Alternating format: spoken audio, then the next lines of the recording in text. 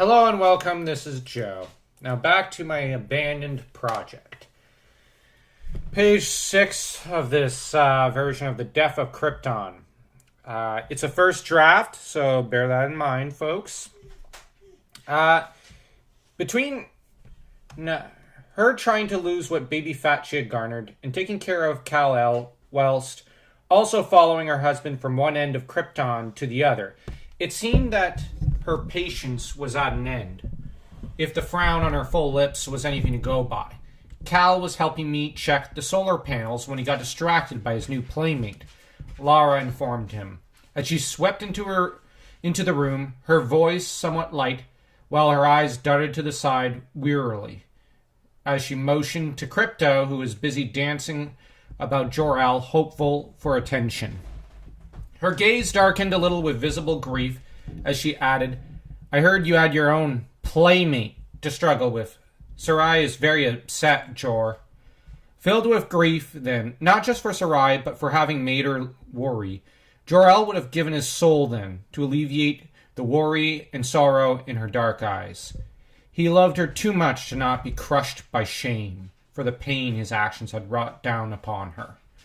And then there was Sarai, a bright and giving young woman who had never ceased to believe in him, and was one of Lara's best friends, practically her sister, a woman who only had a single family member left on Kandor, a sister she wasn't always on speaking terms with. "It was my fault," Jor-El sighed as he ran a hand through his hair, fighting back tears. "3 of them, Lara. It was horrible. I'm sorry. I didn't think this could, or rather, I thought..." And one moment, I have to take care of the dog. Sorry about that. Now, where was I? Yes. I know. I didn't think either, Lara told him earnestly, evidently as grief-stricken by their losses as he was, and consumed by pain at the sight of his sorrow. She held him for some time. The comfort of her arms and Cal's hands on his chin and nose was almost enough to make him sink into a flurry of tears. But he had no time for such weakness. He had a planet to save. Still, he allowed himself a brief respite from the stress, from the weakness, and from the sorrow, from the problems that decorated his life so persistently. This was his family, the one source of sanity in a life and world gone mad. Zod could preach all he wanted about the larger cause, but the truth was that the largest cause in Jor-El's mind was that of his family and loved ones. After a time, he pulled himself upright and stood tall once more, his guilt and grief maybe not diminished, but at least under better control, enough to crack his own dark joke. "All in all, I think I prefer your arms to that of that Shagat." Lara wrinkled her nose at being compared to the wild animal, even as she offered him a wan smile he imagined his to look like. But whatever she was going to say was forgotten when the science vessel began to move, with Lara jumping a little in surprise. "We're moving," she remarked in surprise, looking at him questioningly. "We're moving, Lara. I gave Gordan permission to have us leave this place," he confirmed, silently apologizing with his eyes for not having consulted with her about this decision. There had been no time. Not with Gordan in such a mood and desperate to return to Krypton's capital in order to properly cremate their fallen comrades' corpses and to hold funerals for them. "What row-forsaken spot are we headed to now?" she asked him in exasperation, a hint of disapproval in her voice and eyes. He knew she'd feel that funerals were in order, not that he'd fault her were she to scold him, but he was already a step ahead of her. "Home, Lara. Home?" There was skepticism there. "That's right," he said somberly. Normally he'd crack a joke such as, "What, 5 months in this ice hole not enough for you?" But it didn't feel right to joke any further. Not when 3 of their best friends and colleagues lay dead in the entrance to the ship. She didn't say anything. Not that she needed to. The 2 of them would have ordinarily worked through the files, or made love, or done a million other things. But all they could do was sit there, struck dumb and numb by their losses. Krypton had yet to perish, and the casualties had already begun to pile up. They weren't the first, and little did Jor-El know they were but the beginning of a pile of corpses that would soon follow once his research was made public. When he awoke after having fallen asleep to the sounds of Kal-El's gentle snores and Lara's breathing, Jor-El's dreams had been rife with visions of tentacles throwing his friends about, crushing them against stone walls. But the worst part was the vision of his world being blown apart in a series of cataclysmic explosions that had wiped out Krypton, her orbiting satellites, and her 2 moons. Lara? He spoke blearily, worried that his tossing, turning, and cries had awoken her. She didn't answer. Nor did he feel the familiar, comforting weight of her against his side, or of her arm thrown over him. Rubbing his face, he scowled a little to himself, certain that he had woken her up. Climbing up to his feet, he checked on his son, certain that he'd wake up due to the cries. Sure enough, the baby woke up, but not for the reasons he feared, though. It was time to change his undergarments. Once this was done, Jor-El and Lara preferred to see to their son's needs themselves, rather than rely upon brainiac-manned robots or servants. Thus, they had to suffer through the worst of parenthood's nightmares. He plucked his son and, putting him back to bed, left the baby in the company of the dozing Crypto, only to leave in search of Lara. He found her, after a quick survey of the ship, via its cameras. She was right below the roof, where the open windows were, and where she could enjoy an unaltered view of the planet's beauty, namely the floral fields where it is said that the great hero Nightwing had perished 3 centuries prior amidst a sea of flames and destruction as he saved all of Krypton from the Gordanians and from the most treacherous of Krypton's sons. After his death, it became tradition for several decades for each family to plant flowers in the field, until it was called to a sudden stop by the ruling council. From what Jor-El understood, it was considered illegal to plant more, but he suspected that there were some worker and artisan families who still came to plant some here. It was easily one of Krypton's most beautiful spots, and was where Jor-El had taken Lara when they had first married, in order to show to the great hero of Krypton the joy of his people, and in order to share the beauty of his mother's favorite spot with his new wife. She heard him come up the elevator behind her, before she saw him, her back to him, or as her hair flew freely behind her, striking him speechless then at her beauty. It is such a beautiful world, which is why I had the ship slow down. I wish to enjoy this view, even if for one last time. The fields of Nightwing are the most beautiful place in the whole of the universe. I know, Jor-El agreed, finding his voice and hurrying forward to hold her from behind, his chin coming to rest upon her scalp. With a sigh, she leaned back against him, tears in her eyes as she sighed deeply, her sorrow evident in her voice when she next spoke. It is just that once we're back, you'll go over the data, and I keep thinking, what if it supports your theory? Or what if Krypton's too far gone? Such thoughts are a plague on one's soul, which is why I had to see the fields. These fields I would love to preserve, even if the rest of Krypton must die. Trust me. Trust in me, Lara. The truth can only help, and it won't be too late. If something can be done to a planet, it can also be undone, which, with time if need be, Jor-El assured her, his throat suddenly tight and his voice coming out raw. In truth, he had to frequently fight to banish such thoughts from his own soul, lest they overwhelm him and fill him with enough despair to turn his back on his ideals and flee to Kandor or to Xudar, as several members of the merchant caste had. Oh, Jor, she sighed, heartbroken, unconvinced by his platitudes, but wishing to believe in them, as much as he needed to believe in them himself. When she next spoke, several moments later, it was with a sadness and a sorrow that moved him to tighten his hold on her waist and made him wish to burrow his face into her hair and hold her until she felt all better. But she was no child to be shielded from the world, despite his instincts to protect and preserve her from all. It's hard to believe it can all come to an end. I know, he murmured softly. I know, and I swear to you, there is a way to save Krypton. There has to be.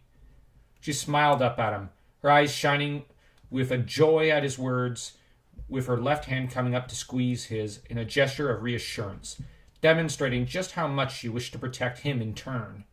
For a brief moment, one that was all too brief for the both of them, they stood there, hardly moving, their gazes far away, neither one wanting to move or to lose the moment they had captured there, all to themselves, as though fearful that to move would be to lose something precious. But they had to move, with Kal-El being the one to break the moment as they heard his cries through one of the active cameras in the parents' room. Both of them shared a look and went back down to join him. "You're leaving?" Jor-El Let me try that again. "You're leaving?" Jor-El gasped as he stared at Sarai. The steely, all-but warrior woman sighed in response as she ran a hand through her short, tawny hair. Possibly the second longest-lasting member of his staff, Sarai was one of the bravest, steeliest women he had ever met, and easily the most devoted to saving Krypton. She was also one of his oldest friends and longest-standing, lasting believers, where others doubted she never did. To hear from her lips shortly after their return to the capital city that she had intended to leave with her husband, who was in the mercantile caste, for Xudar, was a shock, especially since Sarai had a daughter to think of, along with a great deal of her own data to go over. "I won't stay, Jor-El," she insisted stubbornly, shaking her head as though a woman possessed. "I can't, Jor-El." "Why not? Lara and I need your help. You're a brilliant scientist and—" He tried to speak up, in dire need of a friend as of late, and Sarai had always been a close one, not just for him, but for Lara. One of the few female scientists who had understood Jor-El's concerns, she was also one of those who had always seemed attached to Lara at the hip in recent years. "Because it's a fool's errand, Jor-El. I mean, think about it. The first hint that this won't end well should have been when Zor-El left." Sarai burst out in a fit of fury and impatience that had no real bite to it, with her friend's face darkening at the reminder of his little brother's departure and flight. "He left because of Allura, and to fix his marriage. Yes, no one will deny that, but he also fled because he knew there wasn't anything we could do. Jor-El, we have all been thinking it and been muttering about it, but we should save ourselves, or at least our children. Myrenka is but a year old. Surely you can't argue that she deserves a chance to survive this, can you?" She exploded, her face red with emotions, as they stood there in the science facility that had been their home for months. Just as suddenly as the battle between them had burst out, all the fight left Jor-El. How could he argue against the idea of saving one's children? Especially when he had thought about sending Jor-El, and even his wife, 1,000 times to safety, whether it be Kandor, Xudar's commercial hub, or Earth, or even the dreaded for the xenophobic Kryptonians. He could not condemn her then, and he suddenly could see past the anger which had made her snap at him, and saw through to the core of her soul. "This is about the recent losses, isn't it? About your brother."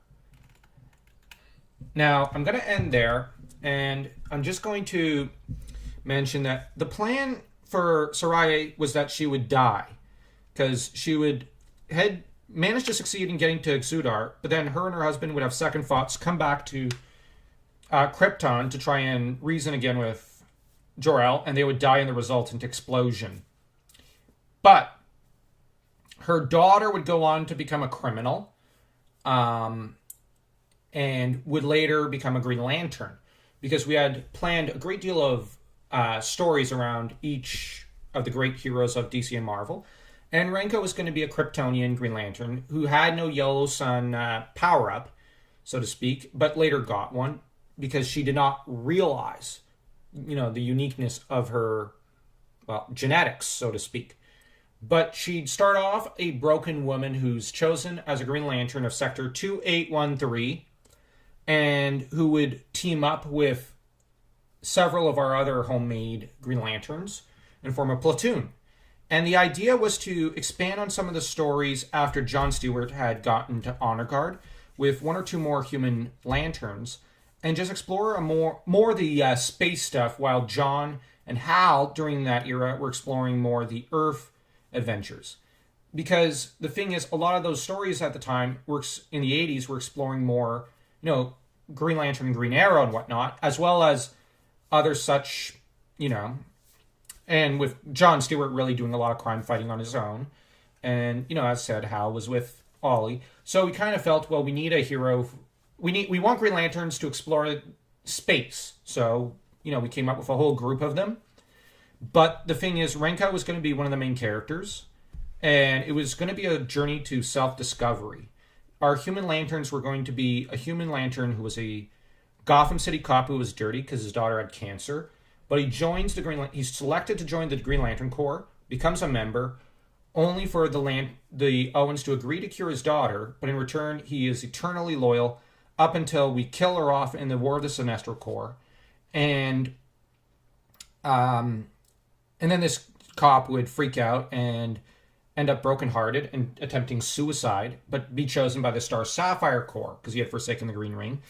And he would go on to be one of the main Star Sapphires. As for the other Green Lantern, he was going to be a native who was a conservative, who lived outside of, he was an Inuit. He lived outside of any kind of reserve, out in the woods with his grandfather, who had suffered to residential schools and had fled far, far north in the lands of Nunavut, and where you have the entire native family that have their own drama and struggles.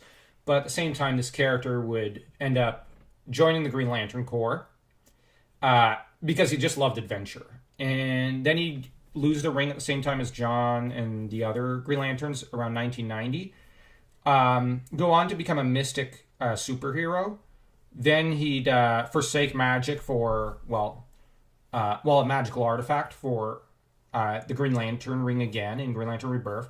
Then go on to become a member of the Indigo tribe.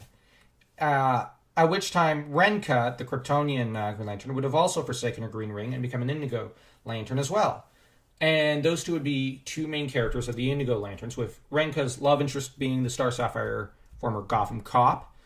And where these three characters were going to be key to fleshing out the universe, but also having us kind of expand on the lore around Hal, Kyle, John, and whatnot. These were always going to be support characters for them. But when the Green Lantern Corps would be destroyed, the native character would become a support character for Shining Knight and Green Arrow and Zatanna, while the Gotham cop would go on in No Man's Land to be a support character for Nightwing and Barbara. And he'd be a clean cop at that point because, he doesn't have to worry about his kid because she's elsewhere and safe. But then, that was a lot of our plans with Sarai's daughter. Her daughter survives but ends up in a prison cell and, gets selected by the Green Ring. So we had big plans, but, we're never going to follow through because there's no point. So now I am enjoying reading this story, but as I said, I just felt that every time an OG character kind of comes up, I should explain. Now, as to the other deceased scientists all around Jor-El, the intent was to create a group of scientists that were aiding Jor-El because often this kind of work is done in groups, and Jor-El ultimately relied on a group of which he was the leader, but all of them and their children die because the Death of Krypton. And the thing is, our goal with Renka was not to undermine Clark's importance, but we thought, wouldn't it be cool to have a Green Lantern Kryptonian? Sure, but it cannot be a guy because last son of Krypton. She was not going to be as great a heroine as Clark, because Clark is the greatest superhero and he is the last son of Krypton. And she would have formed a bit of a sisterly bond with him, but the thing is, ultimately, Clark would have been the more highlighted one.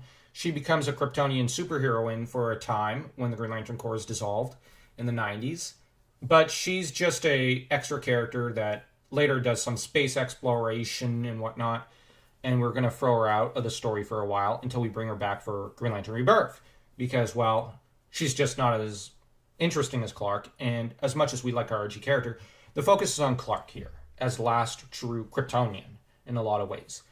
We were going to, I think, put her with the Starjammers and the Avengers during the 90s storylines in space for them. Whereas, Clark would have been member of the Justice League and whatnot. So yeah, that was our plans. Our goal was always not on our OG characters, but on the canon characters. And any OG characters we brought in were just to flesh out further these actual characters, like Superman, Green Lantern, and whatnot, and to emphasize their uniqueness and their specialness. Because Clark doesn't need a green ring to be as awesome as a Lantern. She does. So that just highlights him even more. And she was always going to be a background character to a large extent. A main character of exploring space adventures for a time, but then once Hal and Kyle are in space, she's chucked aside because, well, we got them in space. And it was never to go deviate from the actual comics to a large extent, just to expand. And yeah, that was the entire idea. But what's the point when we could just create our own universes? So if you like this video, like, share, subscribe, and leave a comment.